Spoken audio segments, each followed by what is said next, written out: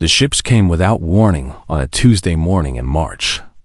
And the world would never be the same again. Massive vessels appeared in the sky above every major city on Earth at the exact same moment. And each one was larger than anything humanity had ever built. They blocked out the sun and cast shadows that stretched for miles. Across the trembling ground below, people ran into the streets and pointed upward with shaking hands. And some fell to their knees in prayer, while others screamed in terror. And children cried in their mothers' arms as the great ships hung silently in the heavens like metal gods watching their creation. For 3 days the ships did nothing but hover, and humanity waited in fearful silence. Armies mobilized across every nation. Nuclear weapons were aimed at the sky.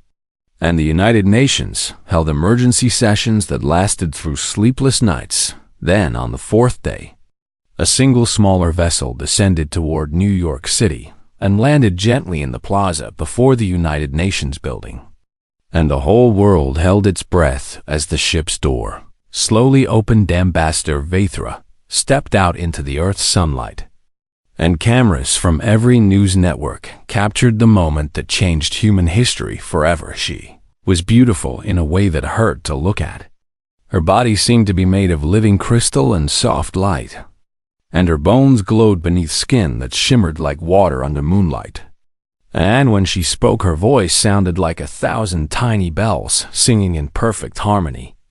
"People of Earth," she said as billions watched on their screens, "we are the Conclave of 12, and we have traveled across the stars to find you."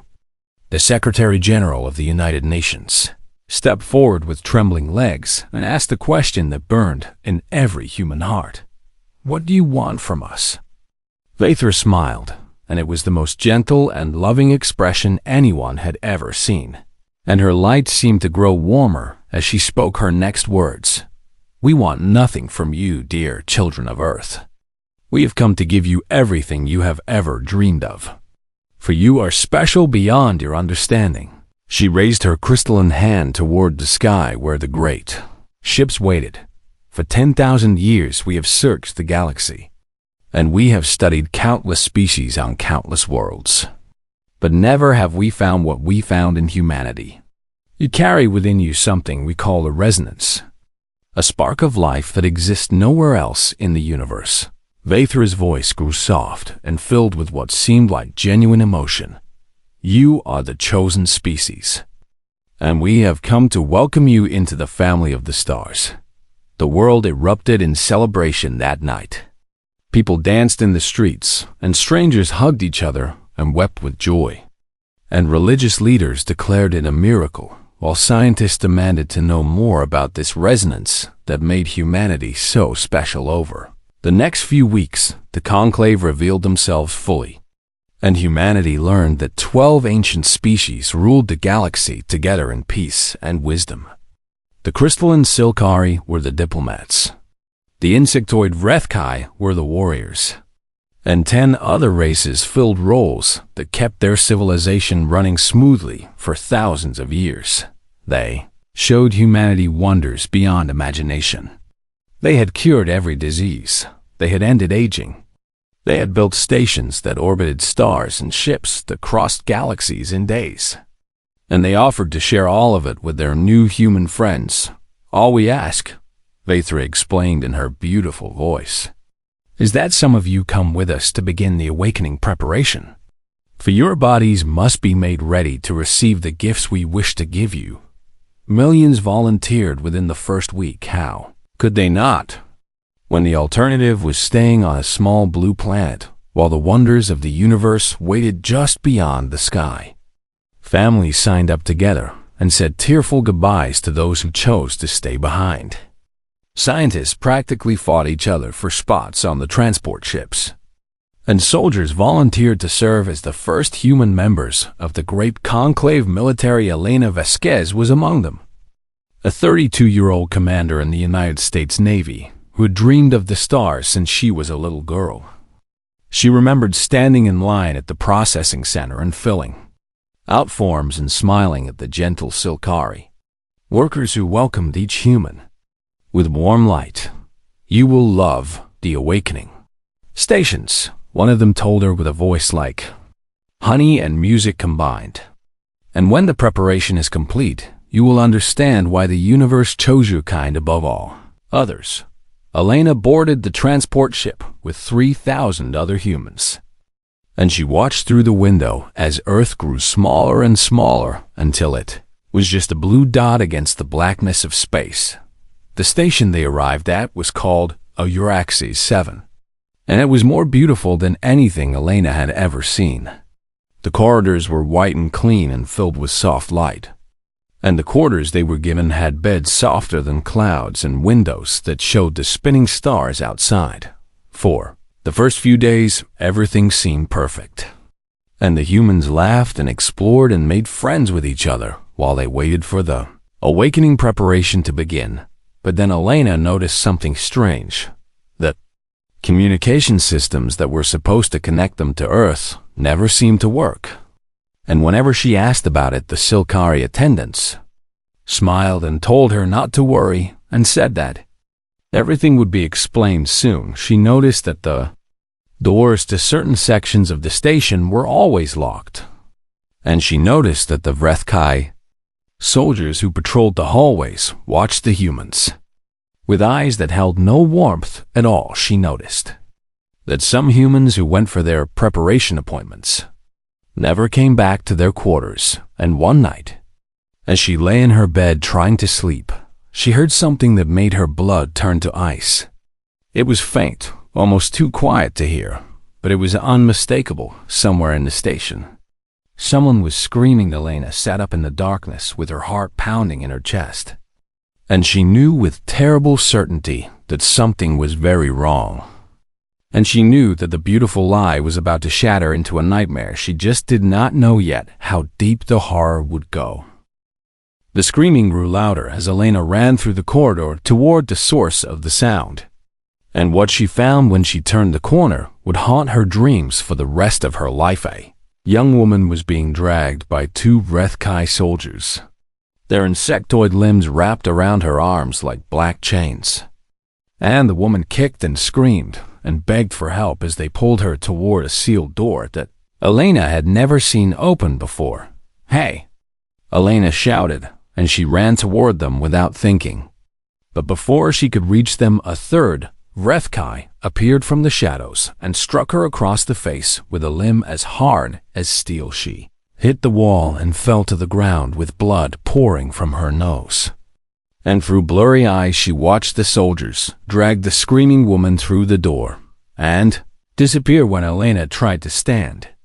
The HFY who had hit her pressed a sharp limb against her throat and spoke in a voice like grinding metal. "Go back to your quarters, human.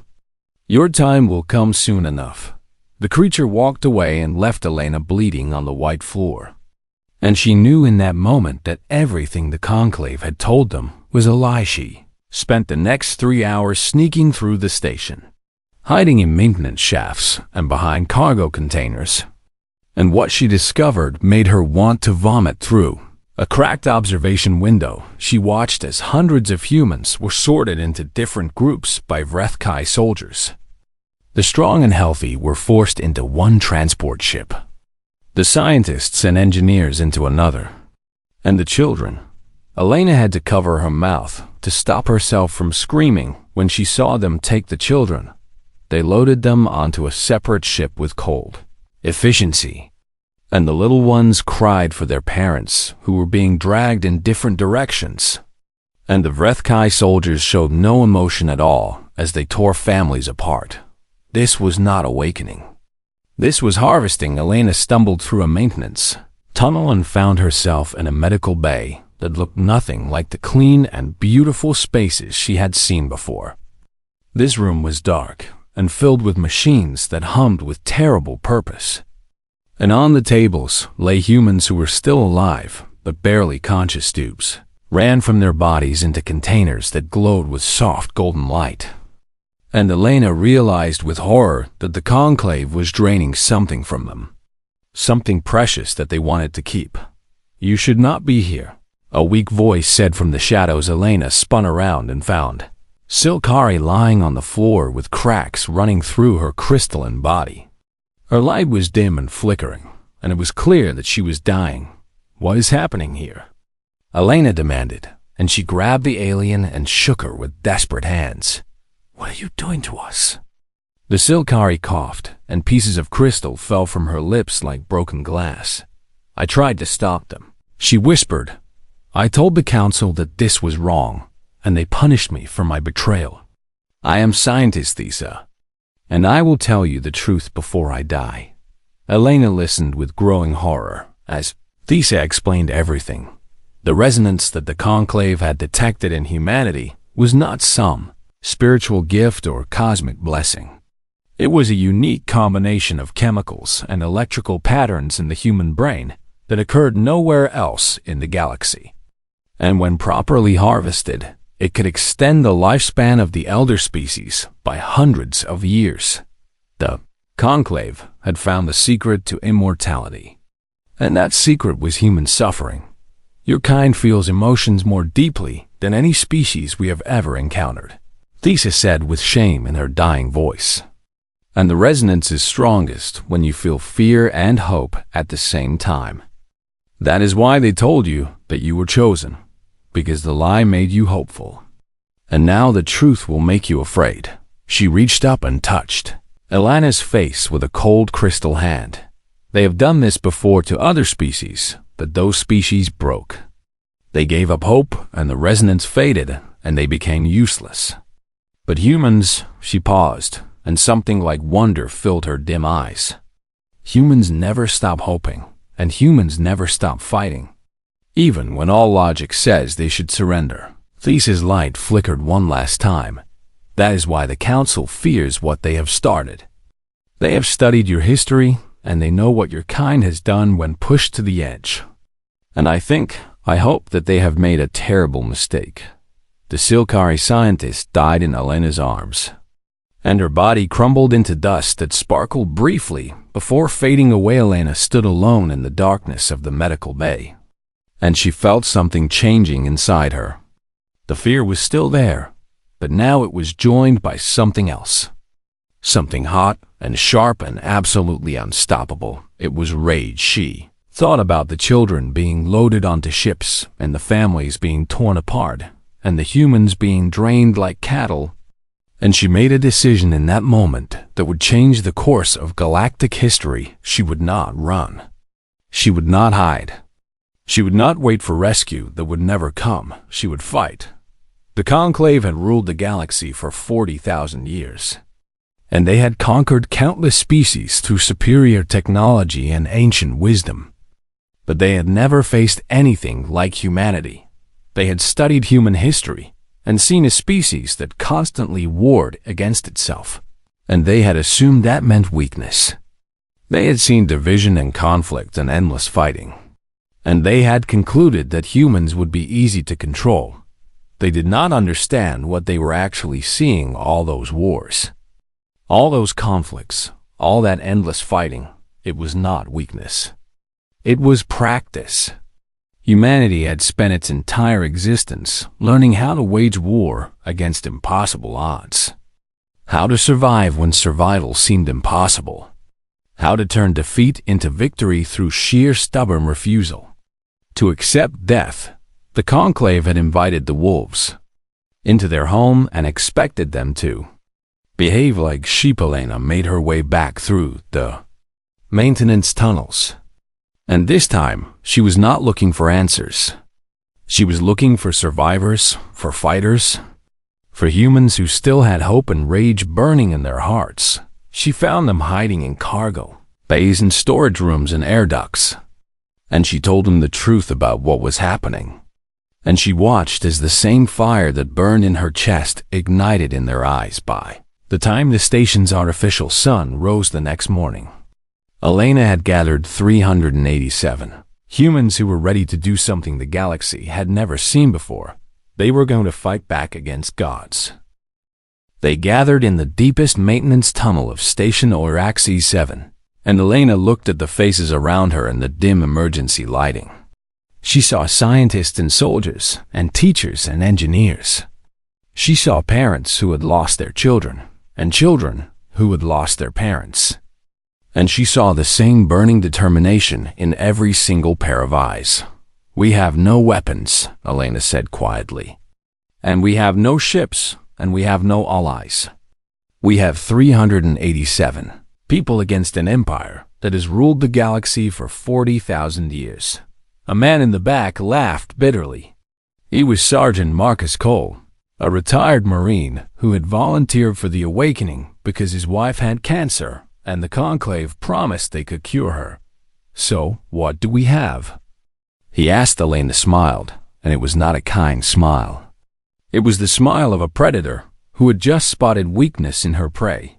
"We have everything they forgot to fear." She pointed to a young woman with messy hair and dark circles under her eyes.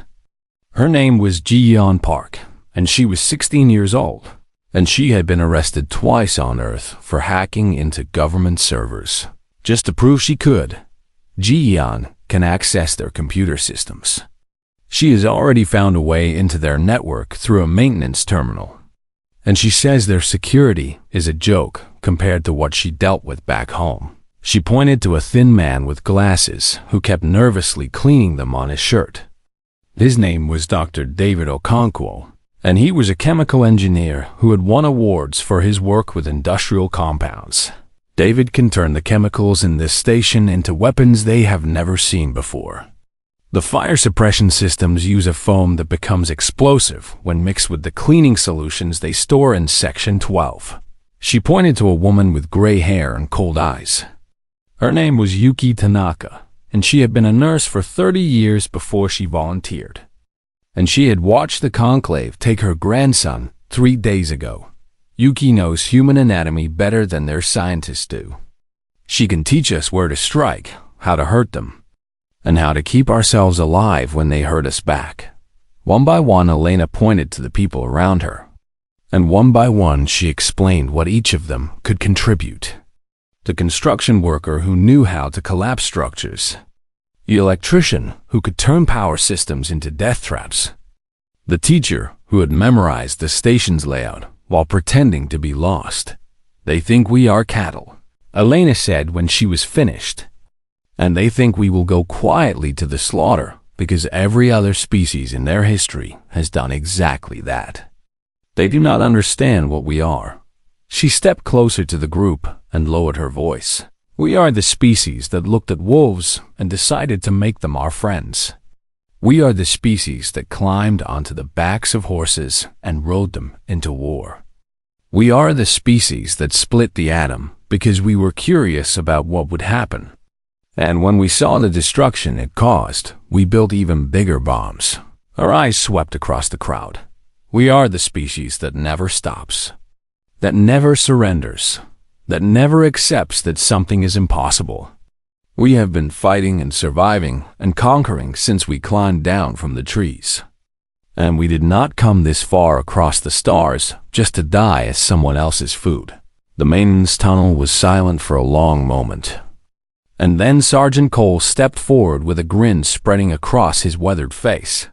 "So what is the plan, Commander?"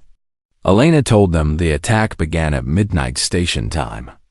And the first thing the humans did was kill the light's emergency power, kept the critical systems running. But the corridors went dark, and the Vrethkai patrols suddenly found themselves blind in a blackness they had never evolved to handle. Their species had come from a world with 3 suns where true darkness never existed, and the absence of light made them freeze with instinctive terror. The humans did not freeze. Humans had spent millions of years as prey animals hiding from predators in the African night, and they had evolved to hunt in darkness as easily as they hunted in light.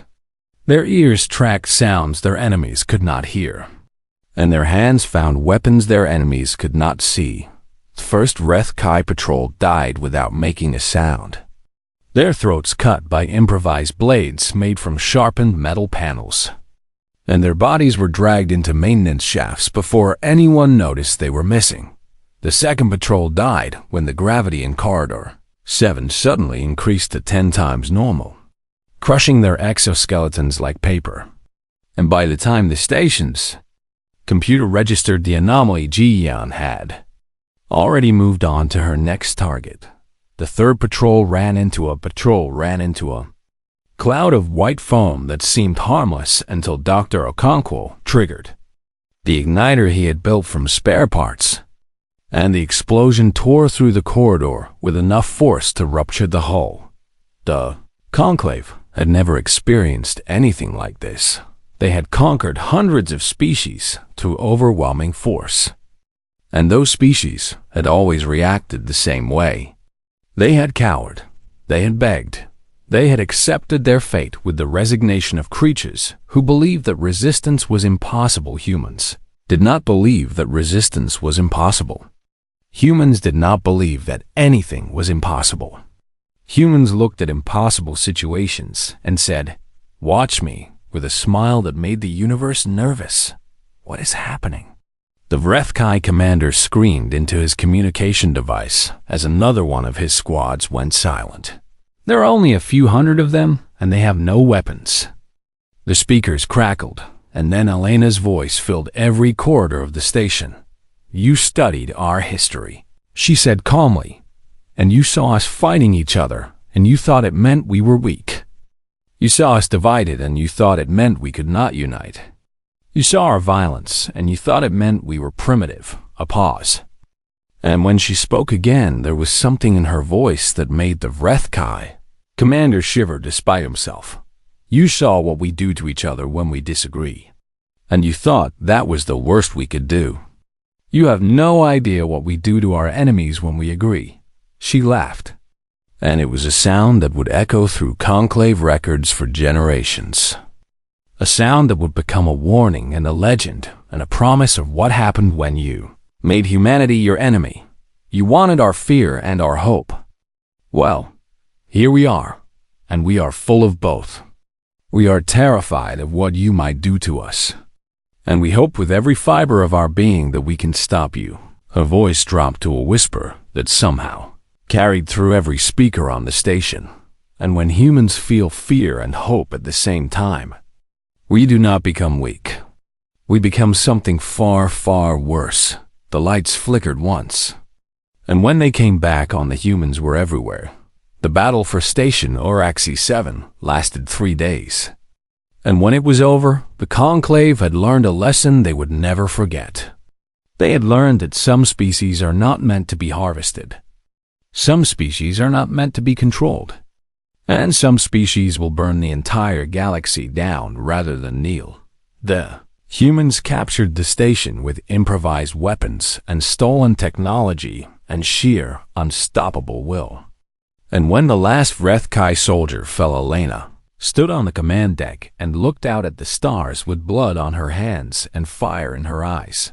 This was not the end. This was the beginning. The Conclave had made an enemy they did not understand. And now that enemy had ships and weapons and a rage that would not stop until justice was. Elena opened a channel to Earth and spoke 5 words that would change the course of human history. They lied. Prepare for war. The message reached Earth like a thunderbolt from the heavens, and Elena's words spread across every screen and every speaker and every device that could receive a signal. Within hours, the whole world knew the truth about the Conclave's beautiful lies. For one terrible day, humanity was silent, and the silence was the kind that comes before a storm. It was the silence of 8 billion people, processing the fact that their children had been taken, that their families had been harvested, that the gods who promised salvation had been demons wearing masks of light. Then the silence ended, and humanity spoke with one voice for the first time in its entire history. That voice said, "War nations that had been enemies for centuries put aside their differences overnight.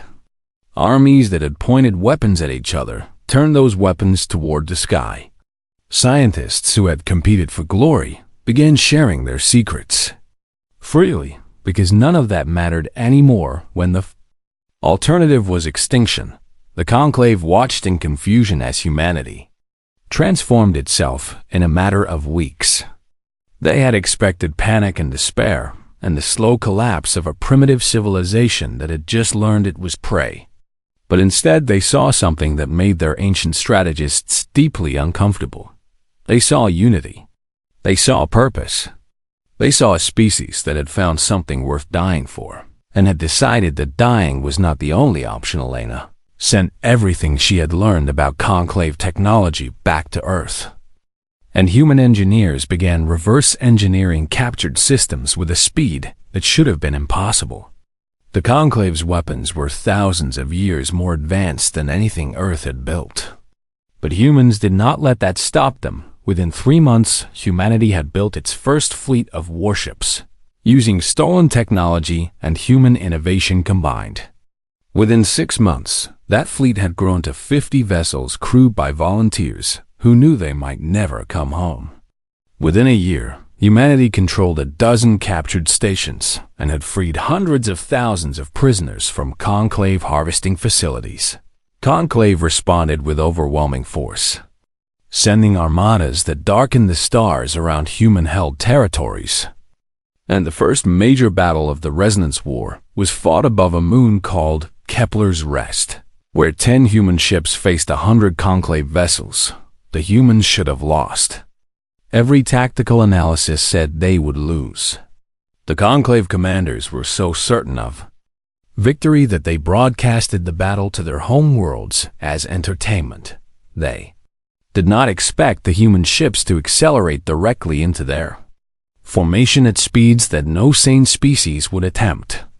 They did not expect humans to use their own vessels as weapons, ramming through enemy lines and detonating reactors in suicide attacks that took dozens of conclave ships with them. They did not expect the human crews to keep fighting, even when their ships were burning around them. The Battle of Kepler's Rest ended with 7 human ships destroyed and 63 conclave vessels in ruins. And the conclave stopped broadcasting after that. The war lasted 11 years. And each year brought new horrors and new wonders that changed the galaxy forever. Humans learned to use conclave technology faster than the conclave could develop countermeasures. Every weapon they faced, they adapted to. Every strategy they encountered, they found a way around. Every impossible defense they broke through with creativity and sacrifice and stubborn refusal to accept defeat. The conclave had better ships and more soldiers and thousands of years of tactical experience. But they had one critical weakness that humans exploited again and again. They could not understand why humans kept fighting when logic said they should surrender. The concept of dying for a cause was not unknown to the elder species. But they did it out of duty or programming or because they had no other choice. Humans did it because they wanted to, because they believed in something larger than themselves, because they would rather die free than live as slaves. The conclave called this madness the devil's heartbeat after a Silkari philosopher tried to describe what he saw in captured human soldiers. It was the pulse of adrenaline and determination that drove humans forward when every rational calculation said they should stop. The irrational fire that burned in their chests when they faced certain death and chose to charge anyway. How do we fight an enemy that does not fear death? A conclave general asked during a strategy session, and no one in the room could answer him. The tide of the war turned in year 7 when humanity made contact with the Velkash, a species that the conclave had conquered and enslaved 3,000 years ago. The Velkash had been used as laborers and servants for so long that they had forgotten what freedom felt like. Elena personally led the mission to liberate the main Velkash colony. And when her soldiers broke down the doors of the slave quarters, they found creatures who looked at them with eyes that held no hope at all. Why? The oldest Velkash asked her, "Why would you fight for us when we are nothing to you?" Elena knelt down and took his withered hand in hers. "Because no one deserves to be treated like property," she said simply, "and because we remember what it felt like to believe we were alone." You are not alone anymore. The Velkash joined the Human Alliance that day, and they were not the last. Word spread through the galaxy that there was a new power rising, a species that fought not to conquer, but to free. that offered partnership instead of domination, that believed every thinking being had the right to exist. Species that had been crushed under conclave rule for millennia began to hope again. And hope was the most dangerous weapon in the universe. The conclave found themselves fighting on 100 fronts as their slaves and subjects rose up and reached for the hands that humanity extended. By year 10, the conclave controlled less than half the territory they had held when the war began, and their ancient civilization was crumbling from within as member species questioned whether the harvesting of sentient beings was worth the cost of endless war. Year 11, the conclave's High Council sent a message requesting terms for surrender. Elena received the message on the bridge of humanity's flagship, the U's Reckoning, and she read it 3 times before she allowed herself to believe it was real. Around her, the bridge crew was silent, waiting for her response. She thought about the 4 million humans who had died in the first massacre. She thought about the children who had been loaded onto harvesting ships while their parents screamed. She thought about the 11 years of war and the billions of lives lost on both sides. She thought about what the conclave deserved. And then she thought about what humanity should become. "Tell them we will meet," she said finally. "And tell them that humanity does not seek revenge. We seek justice, and those are not the same thing."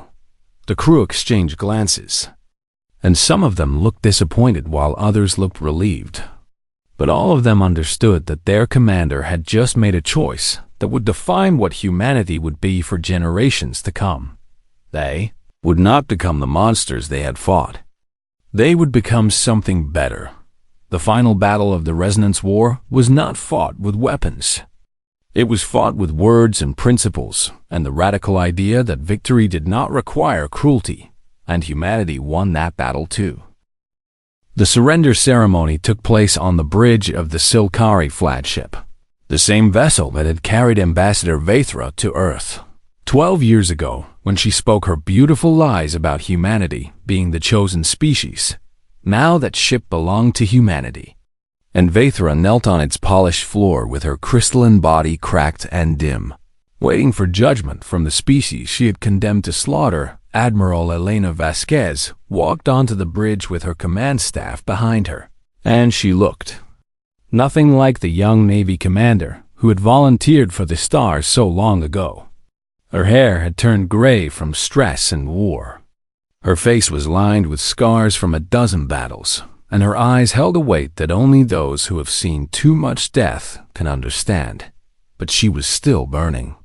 That fire had never gone out. Behind Vaethra knelt the last surviving members of the Conclave's High Council, representatives of the 12 ancient species that had ruled the galaxy through fear and harvesting for 40,000 years. They looked small now, these beings who had called themselves gods. The bridge was filled with humans and liberated species standing together, watching history unfold. Velkesh and Korathi and dozens of other peoples who had been slaves were now free because humanity had refused to accept their fate. Elena stopped in front of Vaethra and looked down at the creature who had smiled while sentencing billions to a fate worse than death. "You called us the chosen species," Elena said, and her voice was quiet, but it carried through the silent bridge. "Do you remember that day when you stood before the United Nations and told us we were special?" Vaethra's dim light flickered, and when she spoke, her voice was no longer beautiful. It was cracked and broken like her body. "I remember. I believed I was giving you a gift, that the honor of serving the Conclave was the greatest thing a primitive species could achieve. I was wrong." She raised her fractured face to meet Elena's eyes. "I have lived for 9,000 years, and I thought I understood the universe.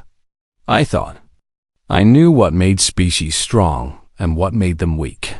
You have shown me that everything I believed was a lie." Elena studied the alien for a long moment before she spoke again. "We could destroy you. We have the power now to do to your people what you did to ours. And there are many humans who believe that is exactly what we should do." She paused, and the tension in the room was so thick that it seemed to hum in the air. My own family was on one of those harvesting ships. My sister, her husband, their 3 children, none of them ever came home. I have spent 11 years fighting and bleeding and watching friends die. And there is a part of me that wants nothing more than to watch your civilization burn. Her hand moved to the weapon at her hip, and every being on the bridge held their breath. Then Elena let her hand fall away and stepped back. But that is not who humanity will become. We did not fight this war to build an empire of vengeance. We fought it to create something the galaxy has never seen before, a union of free peoples who protect each other not through fear but through choice. She turned to address not just the kneeling conclave, but the gathered crowd of allies who watched in silence. Today we establish the Galactic Covenant, an alliance of equals where no species will ever again be treated as property or food. Every member will have a voice, every member will be protected, and every member will be free. Her gaze returned to Vaethra and the defeated council. The conclaves. Crimes against sentient life are beyond counting. You harvested thinking beings like cattle. You destroyed cultures and ended species, and you did it for thousands of years without shame. There must be justice for what you have done. The council members trembled, expecting the worst, but Elena's next words surprised them. But justice is not the same as revenge. You will not be exterminated, because that would make us no better than you. Instead, you will face a choice. She gestured to a display screen that showed a map of the galaxy. You may join the Covenant as equals, bound by laws that protect all species from harm, or you may take your remaining ships and go into exile at the edges of the galaxy, where you will be watched forever and trusted never. The choice is yours. Murmurs rippled through the crowd. Many of the liberated species had hoped for vengeance against their former masters. And this mercy surprised them, but others understood what Elena was doing. She was proving that humanity could be better, that the capacity for violence and the choice to show restraint could exist in the same being. That strength did not require cruelty. One by one, the conclave representatives made their choices. Most chose exile. They could not comprehend mercy, and they could not live as equals with species they had once considered beneath them.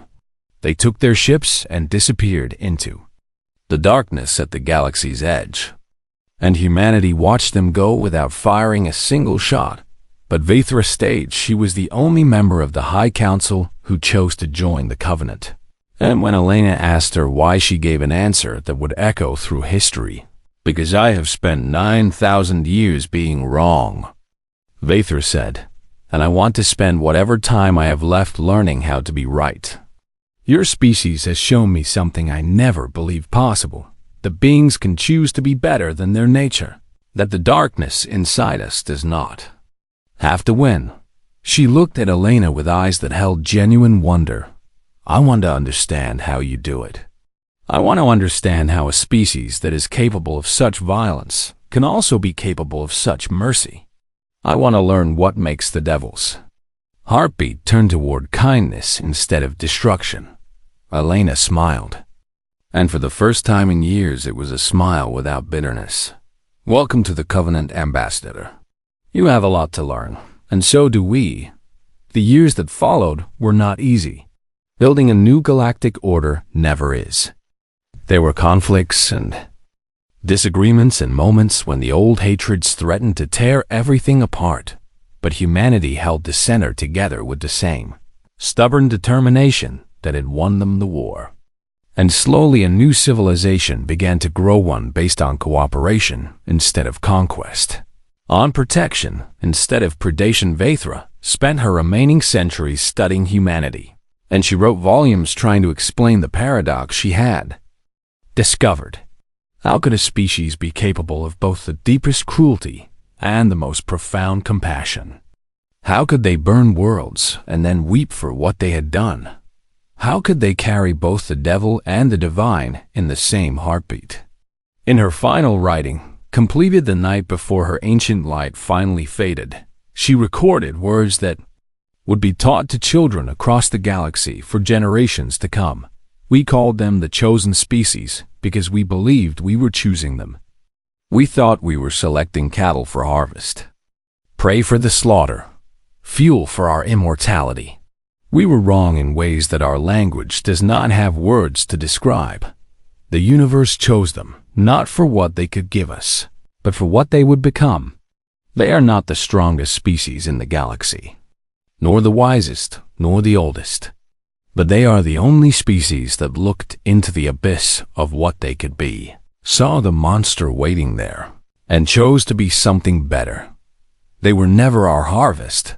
They were our reckoning, and in that reckoning they taught us something we had forgotten in 40,000 years of empire, that the true measure of a species is not what they are capable of doing. It is what they choose not to do.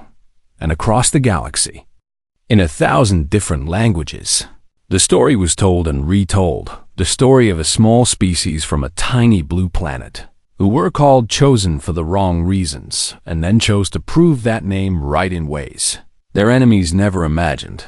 They became the guardians and the liberators, the healers and the protectors, and when other species looked at them, they no longer saw cattle or prey. They saw hope, and that hope burned brighter than any star in the sky.